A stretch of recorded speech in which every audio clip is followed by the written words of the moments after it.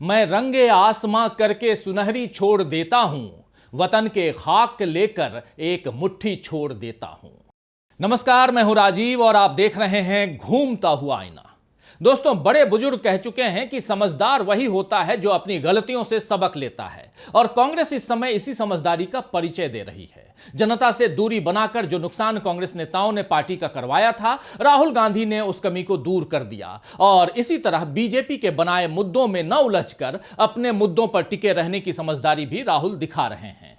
कांग्रेस का ग्राफ जिस तरह आगे बढ़ रहा है, उसमें यही समझदारी काम भी आ रही है। लेकिन क्या बीजेपी के बारे में यह कहा जा सकता है कि वो वहां अब समझदारी से शायद कोई काम नहीं ले रहा है, या फिर बीजेपी ने जनता की समझदारी को बहुत हल्के में लेना शुरू कर दिया है? तभी तो जिन मुद्दों पर जनता ने बीजेपी को लोकसभा चुनावों में बड़ा झटका दे दिया, उन्हीं मुद्दों को बीजेपी फिर से चलाती हुई दिख रही है। जैसे चतुर व्यापारी पुराने सामान को नई पैकिंग और लुभावने ऑफर के साथ पहले से ज्यादा कीमत पर बेच देता है, कुछ वैसा ही हाल इस चुनावी कारोबार में बीजेपी करती हुई दिख रही है। हरियाणा और जम्मू कश्मीर विधानसभा चुनावों की सरगर्मी में बीजेपी की इस चतुराई को देखा और समझा जा सकता है। जम्मू कश्मीर में मोदी एक तरफ सर्जिकल स्ट्राइक और घर में घुसकर मारने की बातें लोगों को याद दिलाते हैं, और साथ ही नवरात्रि शुरू होने के दिन नतीजे आने की बात कहकर चुपके से हिंदुत्व का कार्ड भी चल देते हैं। इसके साथ ही फारूक अब्दुल्ला, महबूबा मुफ्ती और गांधी परिवार का जिक्र करके वंशवाद के नाम पर अपने विरोधियों को घेरते हुए नजर आते हैं नरेंद्र मोदी। हरियाणा में भी मोदी इसी पैंतरे को आजमा रहे हैं। वहां भी भ्रष्टाचार, हिंदुत्व और परिवारवाद पर कांग्रेस को घेरने की कोशिश बीजेपी कर रही है। लेकिन अब ये सारे पैंतरे बीजेपी के लिए काम के नहीं रहे, ये बात लोकसभा चुनाव में भी समझ में आ गई थी। उसी समय, यानी कि लोकसभा चुनाव 2024 की मैं बात कर रहा हूं, 300 से ज्यादा सीटों वाली बीजेपी अब 250 से नीचे आ गई है, यानी 240 पर आ गई। फिर भी मोदी, शाह, नड्डा, योगी ऐसे तमाम स्टार प्रचारक बीजेपी के लिए वोट मांगते वक्त किसी न किसी तरह हिंदुत्व या भ्रष्टाचार के कार्ड को ही चल रहे हैं। फर्क सिर्फ इतना है कि लोकसभा चुनाव में मोदी सीधे सीधे मुस्लिम लीग, मंगलसूत्र, मटन और मछली का जिक्र किया करते थे, लेकिन अब विधानसभा चुनाव में वो मां वैष्णो देवी को याद कर रहे हैं। वहीं अमित शाह ईद और मुहर्रम पर मुफ्त गैस सिलेंडर की बात कर रहे हैं, और योगी आदित्यनाथ दावा कर रहे हैं कि चुनाव के बाद पीओके यानी पाक ऑक्युपाइड कश्मीर भारत में मिल जाएगा। जब यही बीजेपी नेता हरियाणा पहुंचते हैं तो उन्हें दलित, पिछड़े, किसान और बेटियां सब याद आ रहे हैं। लेकिन उससे पहले जिस तरह मॉब लिंचिंग की दो घटनाएं हरियाणा में हो चुकी हैं, उसमें दिख रहा है कि हिंदुत्व का मुद्दा पिछले दरवाजे से घुसाने की कोशिश बीजेपी कर रही है। लेकिन क्या इस बार जम्मू कश्मीर और हरियाणा में बीजेपी पुराने सामान को नई पैकिंग में बेच पाएगी, या फिर उसे लोकसभा चुनावों की तरह मिलने वाला है बड़ा झटका? आज आईने की नजर से इन्हीं सवालों पर पड़ताल करेंगे और साथ ही समझेंगे कि कैसे राहुल गांधी चुनावों को मुद्दा पर केंद्रित कर बदल रहे हैं राजनीति का रुख। आगे बढ़ें, लेकिन उससे पहले सुन लेते हैं राहुल गांधी की ये बाइट, ये बयान सुनिए। अब देव रो क्यों रहा है, यह मैं आज आपको समझाना चाहता हूं। नरेंद्र मोदी जी ने, हरियाणा की सरकार ने सिस्टमैटिकली इस देश का जो रोजगार का सिस्टम है उसको खत्म किया है। वो जो युवा अमेरिका गए हैं, छोटे से घर में 20-25 एक कमरे में रह रहे हैं, एक वहां पे था जिसको एक्सीडेंट हो गया, चल नहीं पा रहा है, उसकी मां मुझे कहती है, राहुल जी मैं तो बेटे से मिलना चाहती हूं। मैं कहना नहीं चाहता था, कैसे मिलोगी, वो 10 साल के लिए वापस नहीं आ सकता। तो बच्चे चिल्ला रहे हैं, माताएं चिल्ला रही हैं, पूरा परिवार चिल्ला रहा है। क्यों? क्योंकि हरियाणा में रोजगार नहीं। नरेंद्र मोदी क्या करते हैं, काले कानून लाते हैं, जो है आपके पास, जो आप पूरे देश को देते हो, वो भी छीनने की कोशिश कर रहे हैं। राहुल गांधी ने डंकी रूट से गए बेरोजगार युवाओं और उनके परिजनों की तकलीफ और सरकार की नाकामी की वजह से बढ़ रही बेरोजगारी पर जमकर निशाना साधा है। आप जानते हैं कि राहुल जब अमेरिका दौरे पर गए थे तो वहां उन्होंने अमित मान नाम के एक युवक से वादा किया था कि वो हरियाणा में उसके घर जाएंगे और उसकी बात उसके परिजनों से करवाएंगे। राहुल ने अपना वादा निभाया भी। जब राहुल गांधी करनाल में अमित के घर गए और वहां मुलाकात के बाद वापस दिल्ली लौट आए, लेकिन वहां चुनाव के बारे में एक शब्द नहीं कहा। तब बीजेपी को सपने में भी इस बात का एहसास नहीं रहा होगा कि डंकी रूट को राहुल गांधी इस तरह चुनाव का अहम मुद्दा बना देंगे, वरना जैसे उसने सिख और आरक्षण पर दिए बयानों को तोड़ मरोड़ कर पेश किया और उस पर राहुल को जान की धमकियां मिलने लगी, उसी तरह अमेरिका यात्रा में राहुल ने डंकी रूट से गए लोगों से मुलाकात क्यों की, इस पर भी बीजेपी सवाल उठा सकती थी और किसी न किसी तरह राहुल को घेर सकती थी।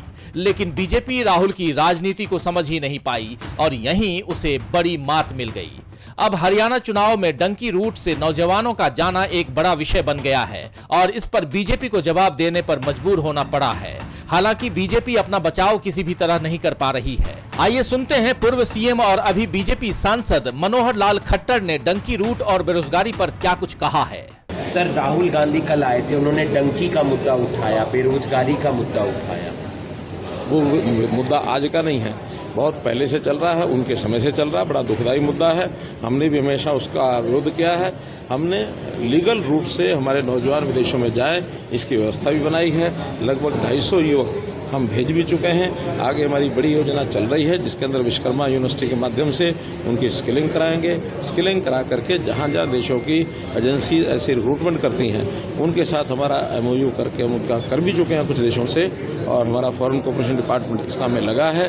ये वास्तव में ही हमारा जो युवक है वो बड़ा आकर्षित होता है विदेशों की तरफ, क्योंकि बहुत से लोग पंजाब से भी गए हैं, कुछ लीगल रूट से गए, कुछ इलीगल रूट से गए। लीगल रूट से जाए कोई आपत्ति नहीं, लेकिन इलीगल रूट से जाना ये अशोभनीय नहीं जाना। तो मनोहर लाल खट्टर करीब 9.5 साल हरियाणा के सीएम रहे और केंद्र में भी 10 सालों की बीजेपी की ही सरकार रही है। फिर भी खट्टर डंकी रूट को गलत बताकर कांग्रेस को घेर रहे हैं। अगर सरकार को युवाओं की इतनी ही फिक्र थी तो फिर क्यों उसमें 10 सालों में कोई ऐसा कदम नहीं उठाया गया जिसमें इस तरह लोगों को घर और देश छोड़कर जाने पर मजबूर होना पड़ता। खट्टर अब भी कह रहे हैं कि हम ये करेंगे, हम वो करेंगे, लेकिन जनता तो पूछेगी ही कि जब तक आप सत्ता में थे तब तक आपने कुछ क्यों नहीं किया। दरअसल हरियाणा में बेरोजगारी के साथ साथ कई और गंभीर समस्याएं खड़ी हो चुकी हैं। किसानों को न्याय नहीं मिला, महिला पहलवानों के साथ हुई नाइंसाफी लोग नहीं भूले हैं, सांप्रदायिक तनाव की घटनाएं इस राज्य में हुई, अग्निवीर जैसी योजना से युवा ठगा हुआ महसूस कर रहे हैं। इन सब के कारण बीजेपी के खिलाफ एंटी इनकम्बेंसी बनी हुई है। इसमें राहुल गांधी ने एक तरफ डंकी रूट का मुद्दा उठाया और दूसरी तरफ नशे की बढ़ती समस्या को भी चुनावी मंच से राहुल गांधी ने उठा दिया है। आइए सुन लेते हैं इस बयान को। हरियाणा में ड्रग प्रॉब्लम है। उन्होंने मुझे बताया कि राहुल जी, हरियाणा में ड्रग प्रॉब्लम बढ़ती जा रही है। गुजरात में अदानी के पोर्ट में हजारों किलो ड्रग्स पाया जाता है। आपने देखा 3000 किलो हेरोइन उनके पोर्ट में पाया जाता है। किसी को सजा हुई? मीडिया में लिखा एक शब्द नहीं। नशे की बढ़ती समस्या के साथ साथ राहुल ने गुजरात में अडानी पोर्ट पर पकड़े गए ड्रग्स और मीडिया में छाई चुप्पी पर भी निशाना साधा है। राहुल गांधी के भाषणों में अब जो तेवर दिखाई दे रहे हैं वो लोकसभा चुनाव से थोड़े अलग हैं। लोकसभा चुनाव में भी राहुल गांधी ने जनता की बात की थी, तब उनका जोर संविधान बचाओ और जातिगत जनगणना जैसे मुद्दों पर था। अब राहुल गांधी बाकायदा उन समस्याओं पर बात कर रहे हैं जिन्हें अब तक राजनीतिक दलों ने उपेक्षित छोड़ा हुआ था। नशे की समस्या भी उनमें से एक है। हरियाणा ही नहीं बल्कि देश के कई राज्यों में नशे की समस्या बढ़ चुकी है, लेकिन बीजेपी उस पर बात नहीं करना चाहती। इस तरह बीजेपी महिला सुरक्षा, रोजगार, विकास, सांप्रदायिक सौहार्द, आदिवासी, पिछड़ों, दलितों के हक, किसानों की MSP सहित दूसरी मांगे, इन सब पर बात ही नहीं करना चाहती है, बल्कि उसका पूरा जोर जनता का ध्यान भटकाने पर है। मोदी के भाषणों में मोदी की इस कोशिश को साफ महसूस किया जा सकता है। आइए सुनिए मोदी ने जम्मू में कल अपनी रैली में क्या कुछ कहा है। आजादी के बाद से ही कांग्रेस की गलत नीतियों ने आपको सिर्फ और सिर्फ तबाही दी है। जम्मू का बहुत बड़ा हिस्सा बॉर्डर से सटा है। आप वो दौर याद कीजिए जब सीमा पार से आए दिन गोले बरसते थे, आए दिन मीडिया में ब्रेकिंग न्यूज चलती थी। एक बार फिर सीज फायर का उल्लंघन, उधर से गोलियां चलती थी और कांग्रेस वाले सफेद झंडा दिखाते थे। लेकिन जब भाजपा की सरकार ने गोली का जवाब गोले से दिया तो उधर वालों के होश ठिकाने आ गए। साथियों, आपको याद होगा आज 28 सितंबर है। साल 2016 में आज की रात 28 सितंबर की रात सर्जिकल स्ट्राइक हुई थी। तो जम्मू की रैली में सर्जिकल स्ट्राइक की याद दिलाकर नरेंद्र मोदी ने फिर से अपनी पीठ तो थपथपा ली, लेकिन इसी कश्मीर में 2019 में पुलवामा में जो आतंकी हमला हुआ उस पर मोदी क्या कभी कुछ बोलेंगे? ये बड़ा सवाल है। मोदी कांग्रेस के काल में सीज फायर तोड़े जाने का मजाक बना रहे हैं, लेकिन खुद मोदी के शासनकाल में उरी से लेकर पुलवामा तक और उससे पहले वाजपेयी के शासनकाल में, अटल बिहारी वाजपेयी की बात कर रहा हूं, उनके शासनकाल में करगिल युद्ध से लेकर संसद पर हमले तक भयानक आतंकी वारदातें हुई हैं। उसका जिक्र मोदी भूल गए। कांग्रेस के सफेद झंडे दिखाने का मजाक उड़ाते हुए मोदी भूल गए कि पाकिस्तान तक बस लेकर वाजपेयी गए थे, जिन्ना की मजार पर अडवाणी गए थे और नवाज शरीफ के घर दावत खाने नरेंद्र मोदी गए थे।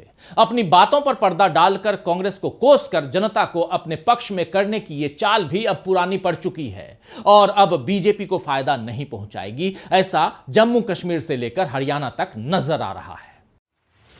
जम्मू कश्मीर में 2 दौर की वोटिंग हो चुकी है और तीसरे दौर की वोटिंग 1 अक्टूबर को होगी, जबकि हरियाणा में वोटिंग की तारीख आगे बढ़ाकर अब 5 अक्टूबर कर दी गई है। पूरे 10 साल बाद जम्मू कश्मीर में चुनाव हो रहे हैं और अब तक 50 सीटों पर वोट डाले जा चुके हैं, जबकि 1 तारीख को बची 40 सीटों पर वोटिंग होगी। जम्मू कश्मीर में पहले 2 दौर में मतदाताओं ने काफी जोश दिखाया है, जिसे देखकर बीजेपी दावा कर रही है कि इस बार वही सत्ता में आएगी। लेकिन बीजेपी में चुनावों की शुरुआत में ही जिस तरह बगावत छिड़ गई है, उससे बीजेपी की कमजोर स्थिति नजर आ गई। शायद यही वजह है कि 10 साल बाद हो रहे चुनाव में बीजेपी यहां के लोगों के मुद्दों और समस्याओं पर बात न करके बार बार पाकिस्तान को इसमें घसीट रही है। यही हाल हरियाणा का भी है। हरियाणा में 10 सालों से बीजेपी शासन कर रही है, लेकिन फिर भी उसकी राजनीति कांग्रेस विरोध के इर्द गिर्द ही घूम रही है। मोदी अब भी जनता को यही समझा रहे हैं कि कांग्रेस आएगी तो उसे पछताना पड़ेगा, लेकिन कांग्रेस अपने पत्ते इस बार समझदारी से चल रही है। हाल ही में कांग्रेस ने अपने बागी नेताओं को बाहर कर दिया। इसके अलावा राहुल गांधी के मंच पर कुमारी सैलजा और भूपेंद्र सिंह हुड्डा को एक साथ दिखाकर कांग्रेस ने एकता का पाठ भी पढ़ा दिया। तो कांग्रेस हरियाणा में जातिगत समीकरण को भी साध रही है, जबकि बीजेपी इसमें भी पिछड़ रही है। आपको बता दूं कि ओबीसी और दलित वोटर हरियाणा की 35 से ज्यादा सीटों पर निर्णायक भूमिका में हैं। पिछले विधानसभा चुनाव में बीजेपी ने इनमें से 21 सीटों पर जीत दर्ज की थी, जबकि कांग्रेस के हिस्से में 15 सीटें ही आई थीं। लेकिन अभी लोकसभा चुनाव में राज्य में अनुसूचित जाति के लिए आरक्षित सीटें जो हैं, दोनों सीटें अनुसूचित जाति के लिए जो सीटें हैं, ये दोनों सीटें कांग्रेस ने जीत ली हैं। लेकिन माना जा रहा है कि दलितों का रुझान कांग्रेस की ओर है। कांग्रेस अब भी लगातार आरक्षण और संविधान को खतरे में बता रही है और बीजेपी कांग्रेस की चिंता का जवाब देने की जगह उसे आरक्षण और दलित विरोधी ठहराने में लगी हुई है। लेकिन अब कांग्रेस से ज्यादा जनता को बीजेपी के जवाबों का इंतजार है। केवल विरोध और आरोपों की राजनीति से जनता ऊब चुकी है। अगर मोदी और शाह यानी नरेंद्र मोदी और अमित शाह ने अब भी जनता के लिए अपनी जवाबदेही को पूरा करने की जगह पुरानी कांग्रेस सरकार को कोसा तो बीजेपी को बड़ा नुकसान हो सकता है दोस्तों। खैर, शायर अहमद कमाल परवाजी ने ठीक ही फरमाया है कि हुकूमत मिल गई तो उनका कूचा छूट जाएगा, हुकूमत मिल गई तो उनका कूचा छूट जाएगा, इसी नुक्ते पे आकर बादशाही छोड़ देता हूं। तो आज के लिए बस इतना ही, फिर मिलेंगे खबरों के नए आईने के साथ। तब तक देखते रहिए डीवी लाइव। नमस्कार।